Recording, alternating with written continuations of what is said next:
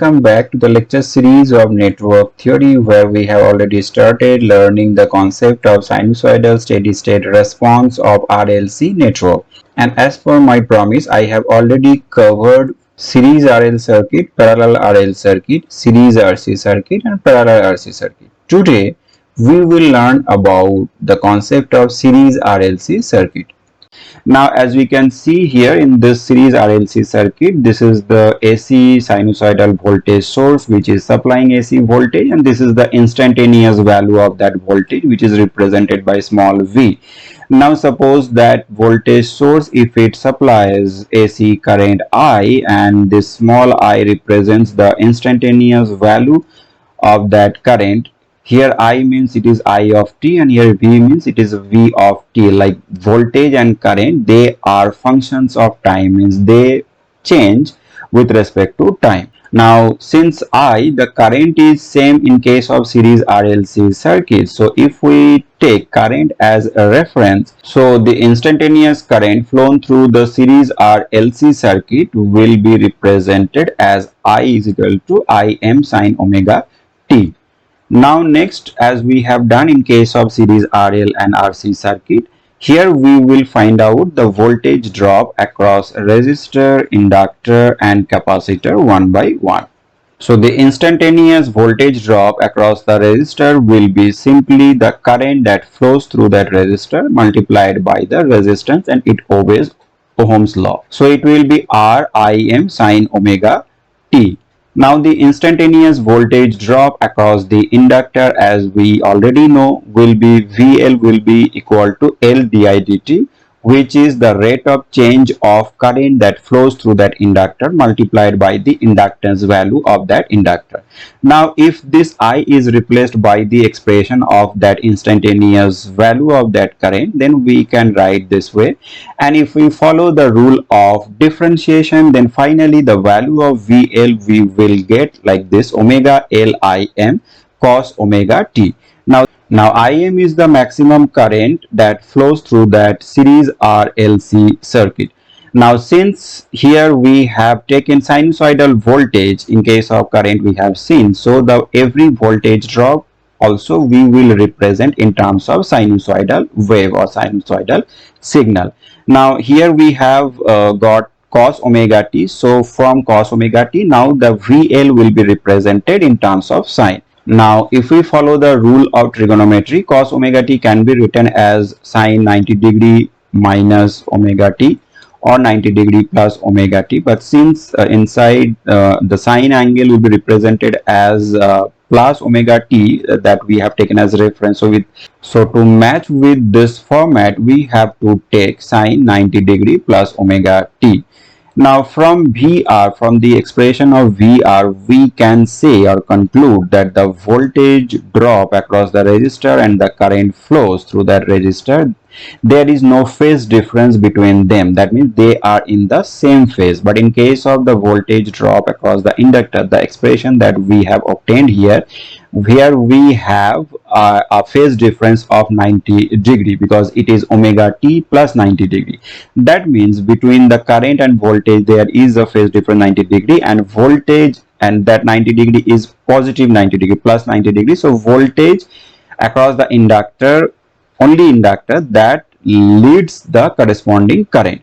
Now if we find the instantaneous voltage drop across the capacitor, then it can be found this way: Vc, because we know that the current that flows through a capacitor, it is IC C dV by dt, because in case of capacitor we know the capacitance value C is equal to Q by V, where Q is the charges that get accumulated on the plates of the capacitor, and V is the voltage drop across the plates of the capacitor or across the capacitor. Now from here we can write this way: Q will be equal to multiplication of the capacitance and the voltage drop. Now if we take the So the change in charge in case of the capacitor, so that can be written as dq, and since capacitance of a particular capacitor is constant, so it will be c, and then on the other side it will be dv, the change in voltage drop. As the charge changes on the plates of the capacitor, the voltage drop across the capacitor changes. Now if we take the rate of change of that charge that gets accumulated, then it can be written as dq by dt c dv by dt. Now we know dq by dt, that is equal to the current that flows through that component, so it can be written as I, or since it is for capacitor, so IC, and IC will be equal to C dV, or across the capacitor if the voltage we represent as dVc, then it is C dVc by dt. So from this expression what we can do is, if we want to find out the voltage drop, then it will be C dV, and that will be equal to IC dt. Now if we integrate both the sides, so from the left side we will be getting as v, and this c will come on the other side, and that will be 1 by c, and it can be written as IC dt, where I already said that the current and voltage, they are the functions of time. So Vc can be written as 1 by C that we have here, then integration of IC, the current that flows through the capacitor, and that is the same current since it's a series circuit, so Im sine omega t has been written here in place of IC, and that we are integrating with respect to time. Then if we follow the rule of integration, we will be getting this value minus Im by c omega cos omega t. Im has the same meaning, and omega is the angular frequency of that supply, and omega is equal to 2 pi f, where small f is the linear frequency of that supply. Now we can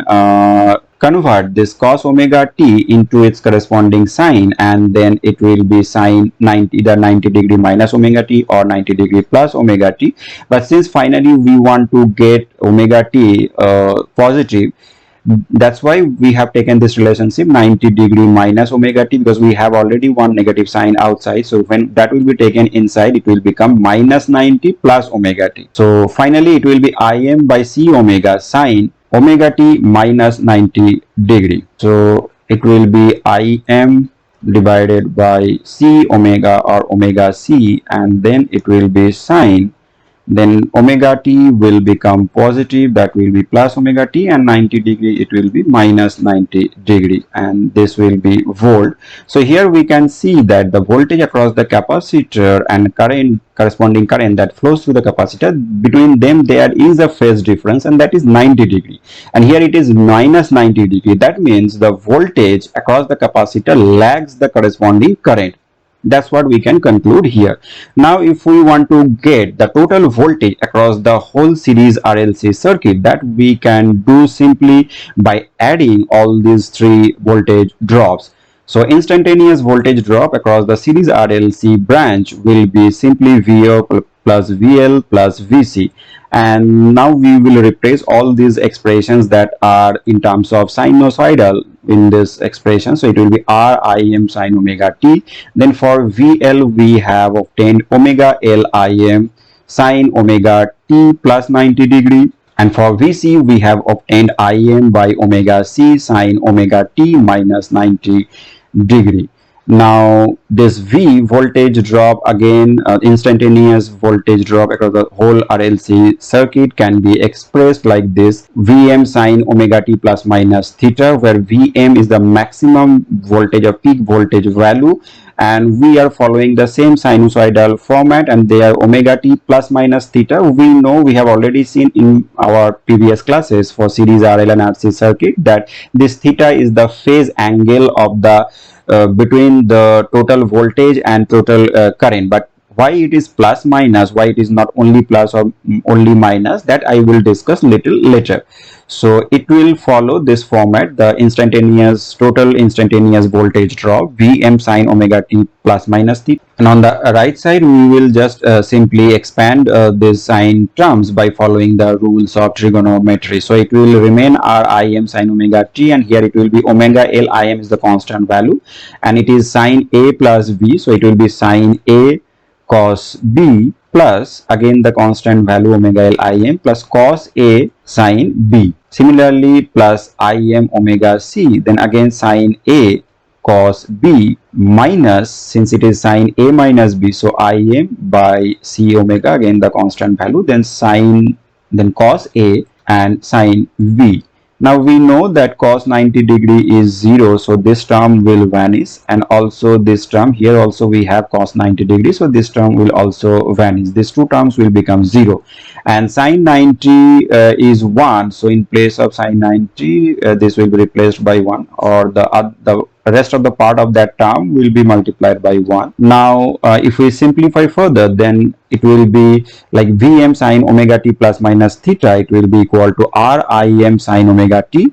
Then in the second term we will have omega L Im sine omega t, and in the third term it will be minus Im by omega c cos omega t, and that's what has been written here, the same series RLC circuit. So now if we expand the left side of that equation by following the rule of trigonometry again, then it will be Vm sine omega t cos theta plus minus Bm cos omega t sine theta, and on the right side we are writing the same terms that we had in the previous line.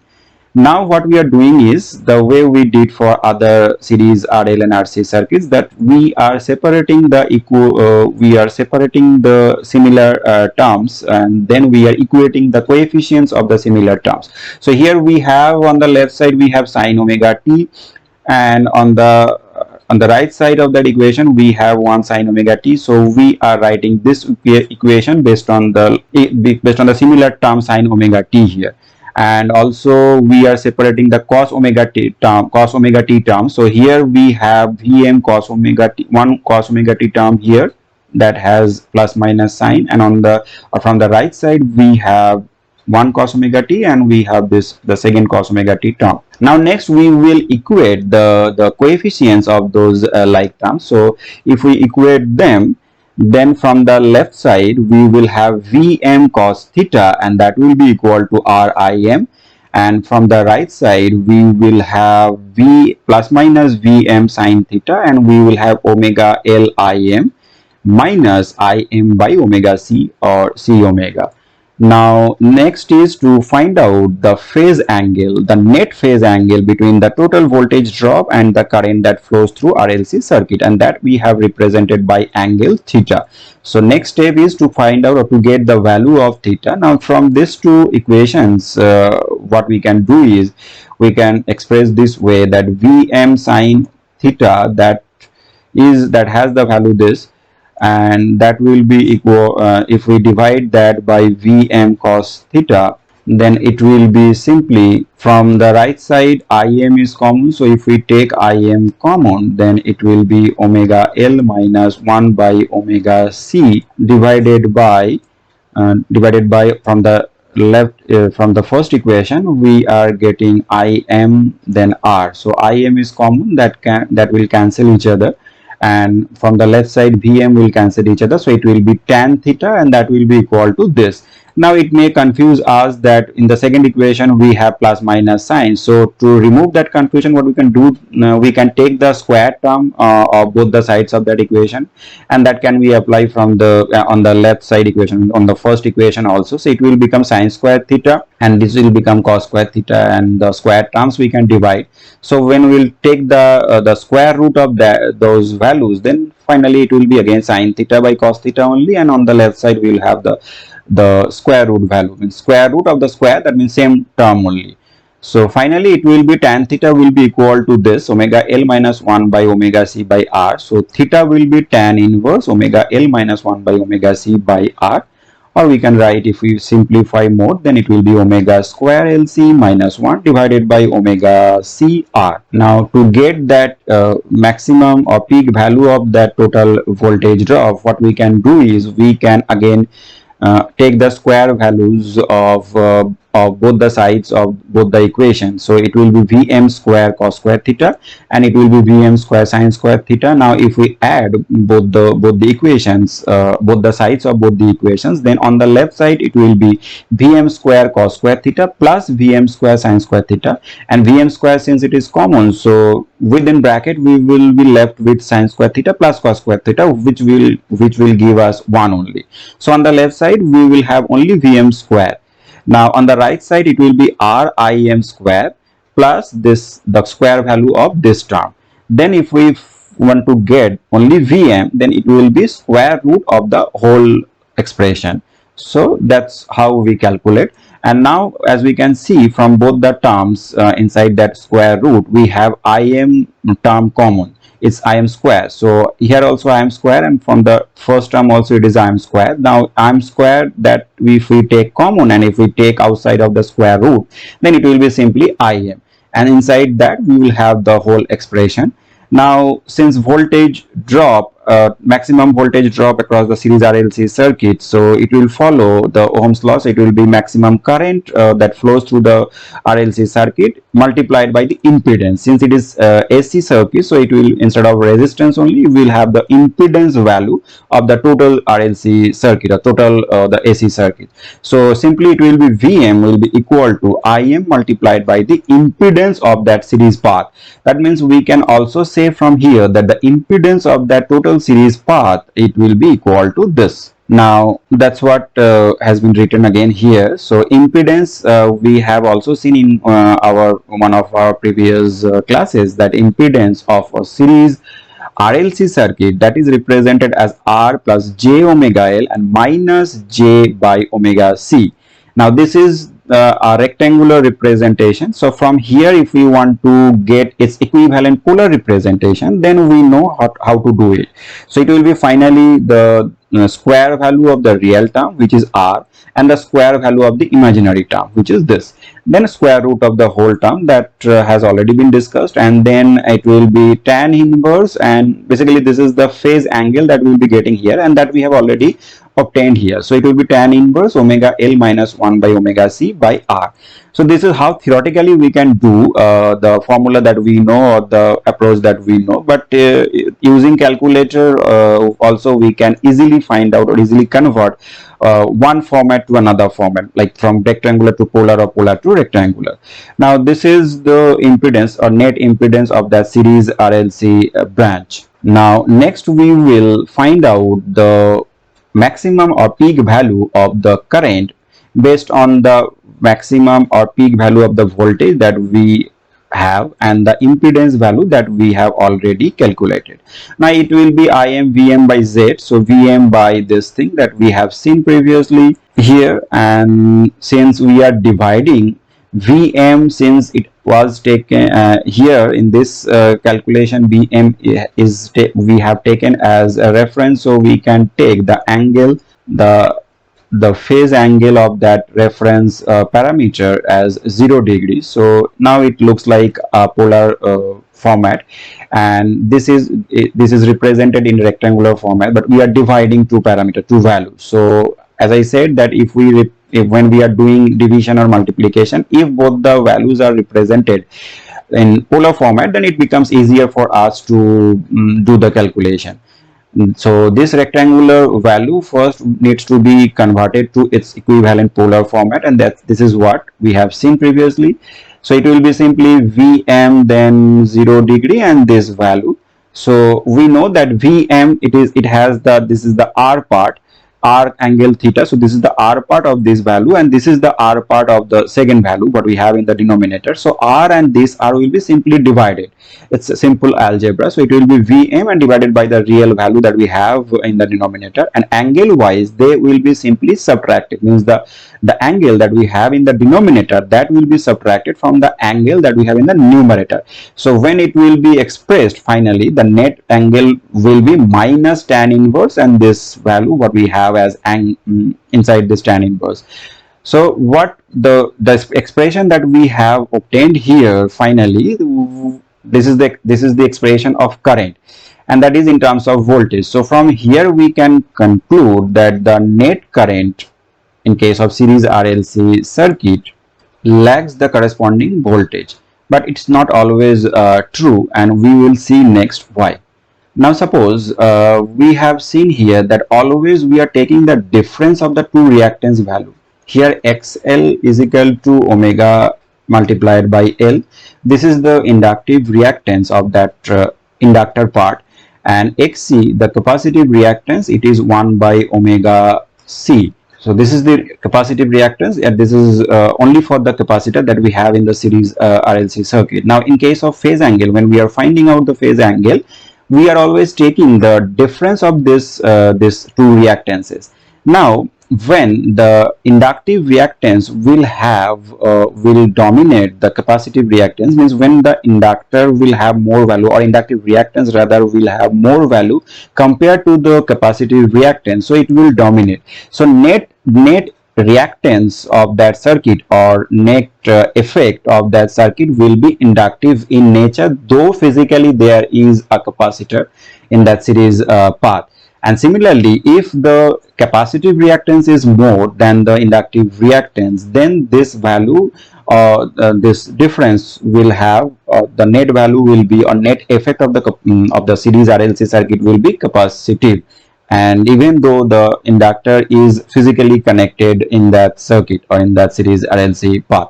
So suppose the omega L has more value. Omega L is greater than 1 by omega C. That means inductive effect is more than the capacitive effect. So this value will be positive, and tan inverse that positive value divided by R will give us a positive angle. So positive angle means this will be given as a positive angle, and with that we already have a negative sign. So altogether this angle will be, phase angle will be negative. That means we can say that when the circuit has, the net effect of the circuit is inductive, in that case the current lags the corresponding voltage, as the net phase angle is negative.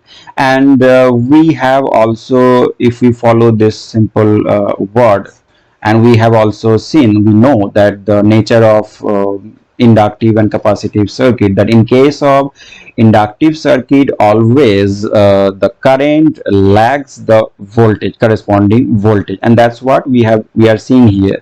And since in this case the inductive reactance is more, and the effect of the series RLC circuit is, net effect is inductive, so that's why this net current that flows through that series RLC path is that lags the corresponding voltage by this angle, minus tan inverse whatever value it will give us. So, and if suppose the 1 by omega C capacitive reactance has more value than the inductive reactance, then the net effect of that circuit will be capacitive in nature. So in that case, that this difference will be negative, because 1 by omega C is more than omega L.